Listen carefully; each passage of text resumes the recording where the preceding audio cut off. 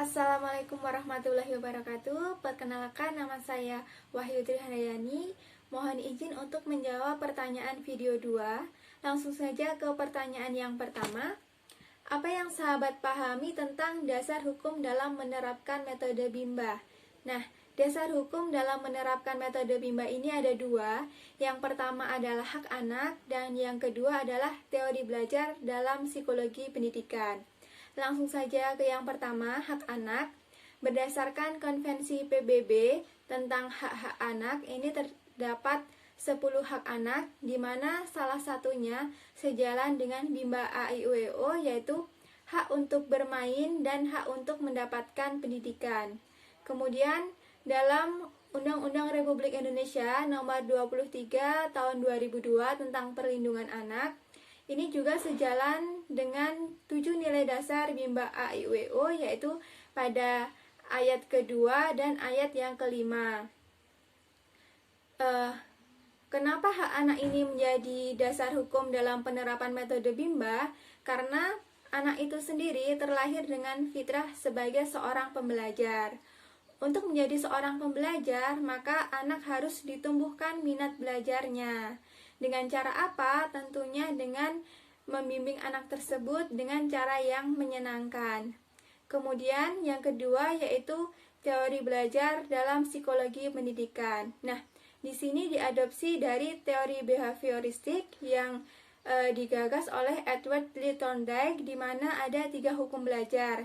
Yang pertama adalah the law of effect, yang kedua adalah the law of exercise, dan yang ketiga adalah the law of readiness, di mana ketiga hukum ini saling berkaitan untuk menumbuhkan minat kuadrat.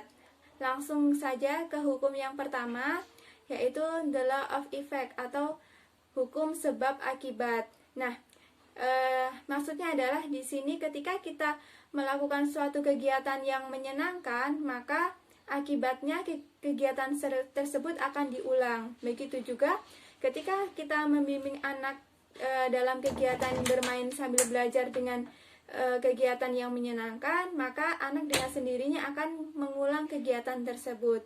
Dan sebaliknya, ketika kita membimbing anak dengan tidak menyenangkan, penuh ancaman, maka anak tidak akan mengulang kegiatan tersebut.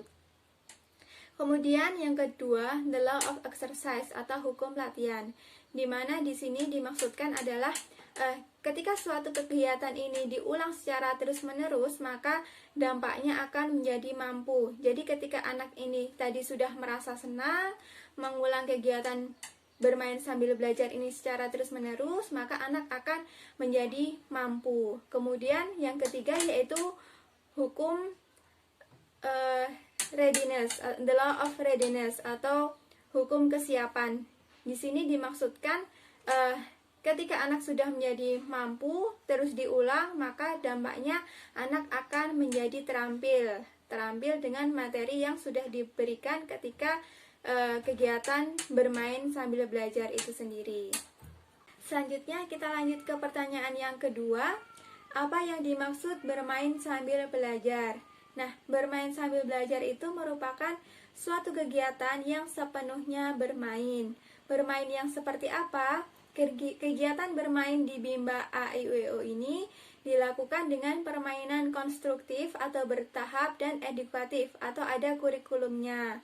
Nah, bagaimana caranya? Nah, di Bimba ini cara permainannya itu melalui lagu Bimba dan ada juga bahasa Bimba serta ada modul Bimba AIUEO. Baik, selanjutnya kita lanjut ke pertanyaan yang ketiga. Jelaskan mengenai metode Bimba. Metode Bimba ini ada 3. Yang pertama adalah fun learning, yang kedua adalah small step system, dan yang ketiga adalah individual system.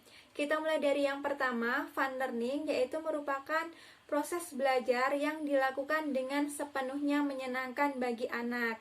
Nah, di sini ini ketika anak sudah merasa senang, nyaman, maka anak akan tumbuh minat belajarnya.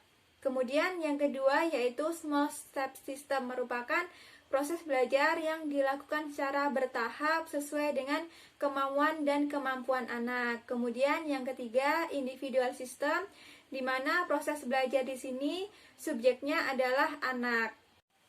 Kemudian pertanyaan yang terakhir, bagaimana hubungan antara fun learning dengan bahagia? Nah, fun learning itu sendiri merupakan suatu proses belajar yang dilaksanakan dengan sepenuhnya menyenangkan. Ketika anak sudah senang dengan proses belajar tersebut, maka akan tumbuh rasa senang, rasa nyaman, bahagia, sehingga akan tumbuh minat belajar pada anak. Jadi, fun learning ini sangat penting dilaksanakan atau harus dilaksanakan dalam proses belajar di Bimba agar anak tumbuh minat belajarnya dengan cara yang menyenangkan secara intrinsik dari dalam diri anak itu sendiri tanpa adanya paksaan dari orang lain. Demikian yang dapat saya sampaikan, kurang lebihnya mohon maaf. Wassalamualaikum warahmatullahi wabarakatuh.